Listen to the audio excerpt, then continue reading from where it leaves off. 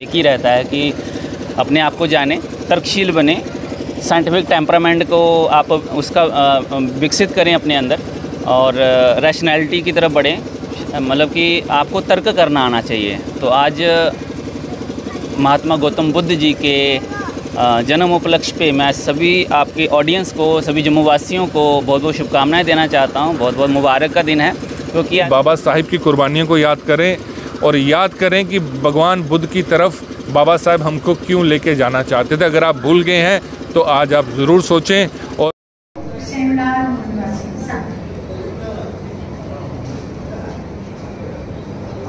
इनका टॉपिक है बुद्ध धर्म भारत में क्यों लुप्त हुआ और पूर्ण जागरण यानी रिवाइवल, इसके ऊपर बोलेंगे हमारे सीओ साहब। नमोदय जय। सुनीता जगराज जी बैठी हैं, मैं उनसे हार्दिक दिल से रिक्वेस्ट करती हूँ कि वो स्टेज पे आए और अपने विचार रखें। मेरी दीदी सुनीता जगराज और जो वैसे भी बहुत ही ज़्यादा स्टडी करती हैं बुद्ध धर्म पे, बाबा साहब पे, और भी बहुत सारी किताबें पढ़ती हैं, मुझे पता है। और अभी से आपको बताएंगी जो भी इन्होंने मतलब सोचा होगा। नमोदय जय।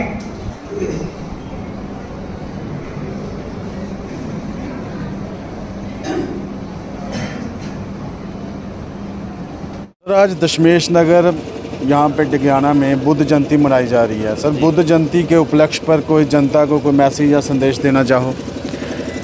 सभी साथियों को, आपके ऑडियंस को जय भीम, नमो बुद्धाय।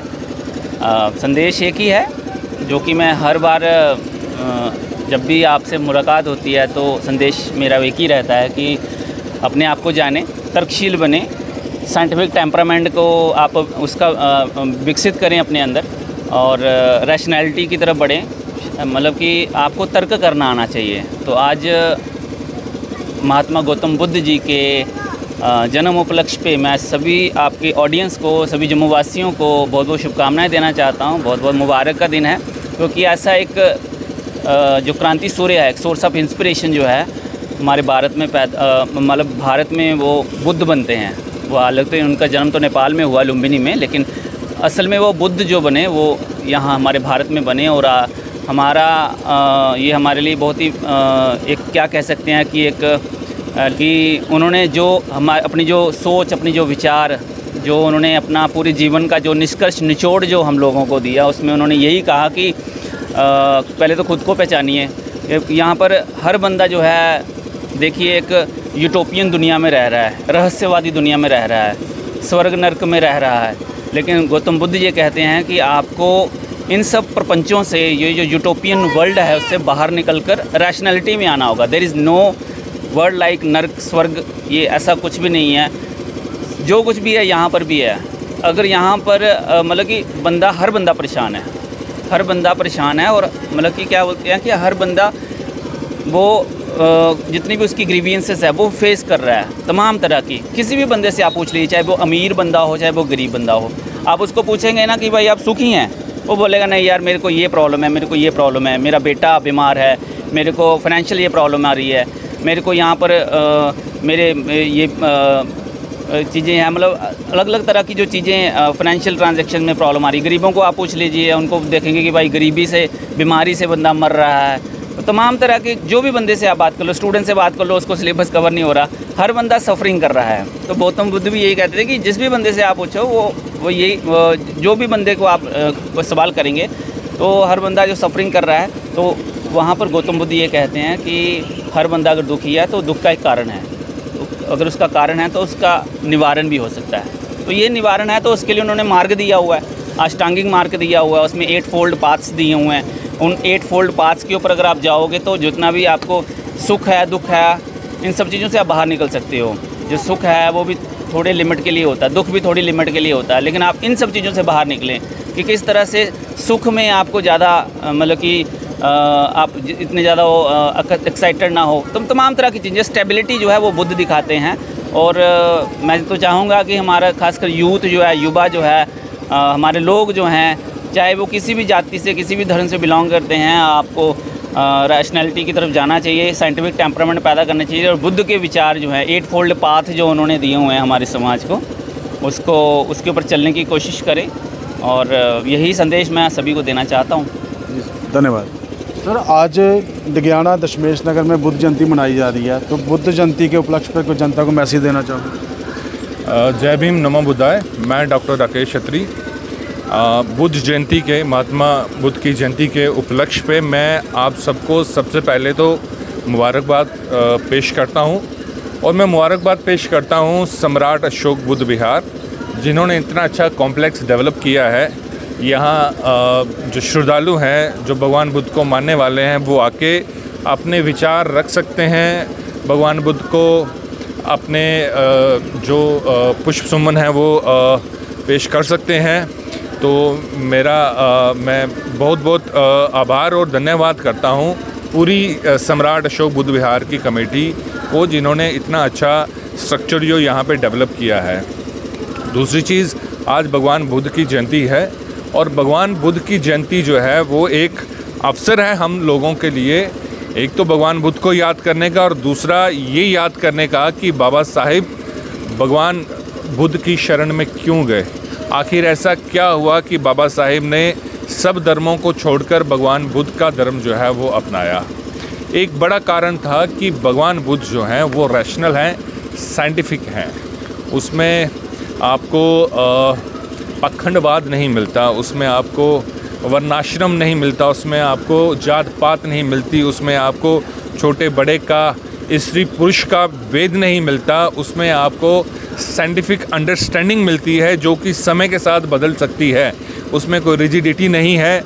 वो सब लोग जो साइंटिफिक टेम्पर रखते हैं, जो साइंस पे विश्वास रखते हैं, जो अंधविश्वास के खिलाफ खड़े हैं, वो भगवान बुद्ध के साथ हैं और भगवान बुद्ध उनके साथ हैं। और ये आज का दिन बहुत बड़ा दिन है हमारे लिए।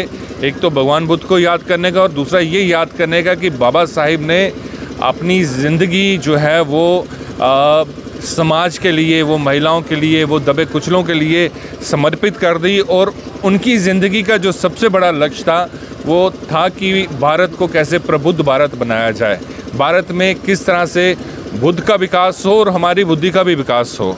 तो बाबा साहिब का ये सपना था कि हमारे तमाम लोग जो हैं वो बुद्ध की शरण में जाएं और बुद्ध की शरण में जाके वो पखंडवाद से दूर हो जाएं, वो छोटे बड़े, ऊंच नीच, जात पात का जो वेद है उससे दूर हो जाएं, वर्ण आश्रम से बाहर निकल आएँ।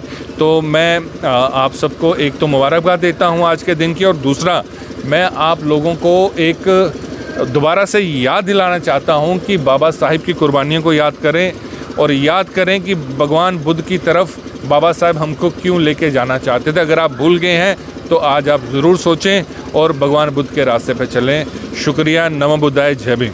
धन्यवाद सर। आज दशमेश नगर डिगियाना में बुद्ध जयंती मनाई जा रही है। बुद्ध जयंती के उपलक्ष्य पर कोई जनता को कोई मैसेज या संदेश देना चाहो तो?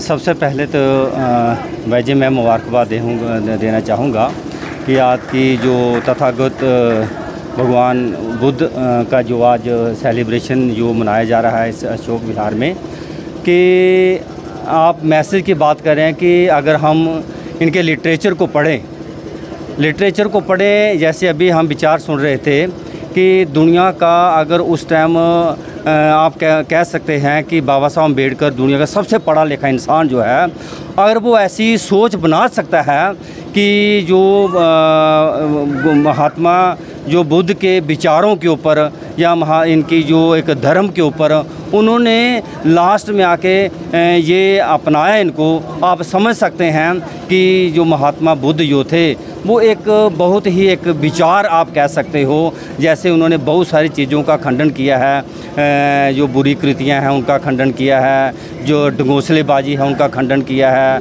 मूर्ति पूजा का उन्होंने खंडन किया है। वो एक विचारों की लड़ाई उन्होंने पूरी जो लड़ाई लड़ी वो एक विचारों की लड़ाई लड़ी। तो आज जिन कंट्रीज़ ने उनके विचारों को अपनाया या महात्मा बुद्ध को अपनाया, आज आपके सामने है उन कंट्रीज़ की जो स्थिति है इंडिया के कंपेयर में अगर देखें तो हमसे काफ़ी एडवांस निकल गए हैं। तो हम आपके माध्यम से भी यही कहना चाहेंगे कि बाबा साहब भीमराव अंबेडकर जी ने कि अगर अपने जीवन में महात्मा बुद्ध के विचारों को अपनाया तो हम सबका भी फ़र्ज़ बनता है कि हम भी इनके विचारों को अपनाने की कोशिश करें, ताकि जो हम भटके हुए हैं इस टाइम उन भटके हुए रास्तों से बाहर आ सकें। धन्यवाद जी। दीदी आप कहाँ से आए हो? हम वैसे तो महाराष्ट्र से हैं। सबसे पहले तो मैं जय भीम नमो बुद्धाय कहूँगी। तो आप यहाँ पे बुक्स का स्टॉल लगाते हो, महाराष्ट्र से जहाँ आते हो या पहले जम्मू में रहते हो? नहीं सर, हम यहीं पे रहते हैं, नानक नगर में रहते हैं। जी जी। वैसे हम बुक का स्टॉल इसलिए लगाते हैं कि घर घर में यहाँ पे अंबेडकर और बुद्धिज़्म जाए, ताकि लोग समझ सके कि बुद्धिज़्म क्या है, अंबेडकर क्या है, बाबा साहब क्या थे, और महात्मा ज्योतिबा फुले क्या थे, रमाई क्या थी, और जैसे सावित्रीबाई क्या थी, शिवाजी महाराज क्या थे। ये सब मतलब जानना चाहिए इन लोगों को, मतलब सारे मतलब घर घर में पहुंचना चाहिए। अंबेडकर विज़न, बुद्धिज़्म सारे मतलब ये हमारा मतलब ये है, धम्म का कार्य है हमारा। तो आज जहाँ पे दशमेश नगर डिगियाना में बुद्ध जयंती मनाई जा रही है, तो बुद्ध जयंती के उपलक्ष्य पर कोई जनता को संदेश देना चाहो?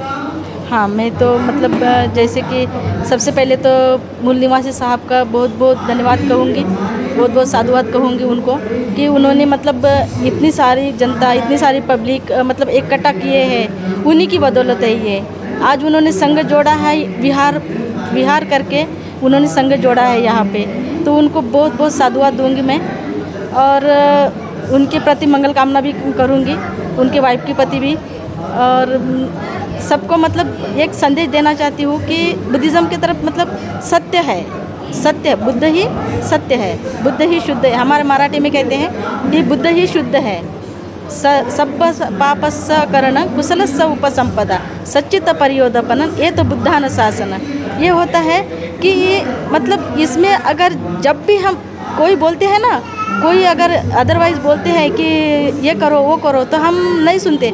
जब बुद्ध धम्म में आते हैं, बुद्ध धम्म में जैसे ही किताब पढ़ लेते हैं तो समझो कि अपने आप फॉलो कर लेते हैं सारी बातें। ये बात होती है। धन्यवाद दीदी। नगर डिगियाना में बुद्ध जयंती मनाई जा रही है, तो बुद्ध जयंती के उपलक्ष्य पर कोई जनता को मैसेज देना चाहो कोई?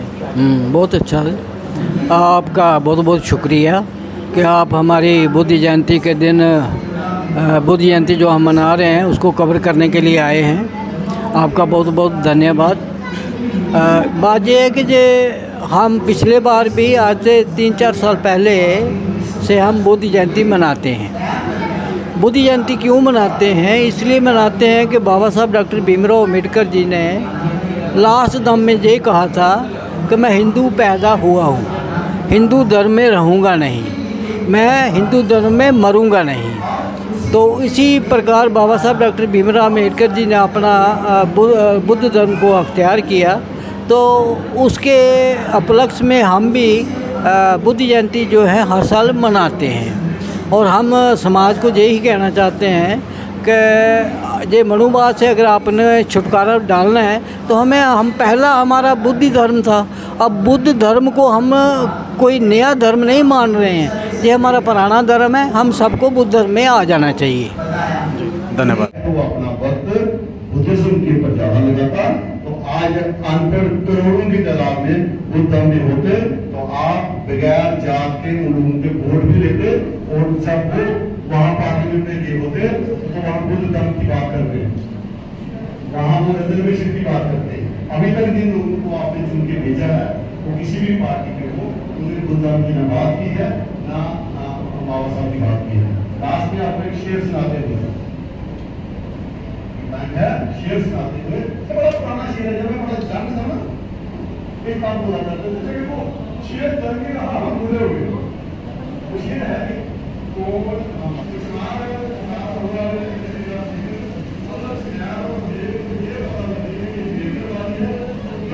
एक आदमी इतना बोझ नहीं उठा सकता है।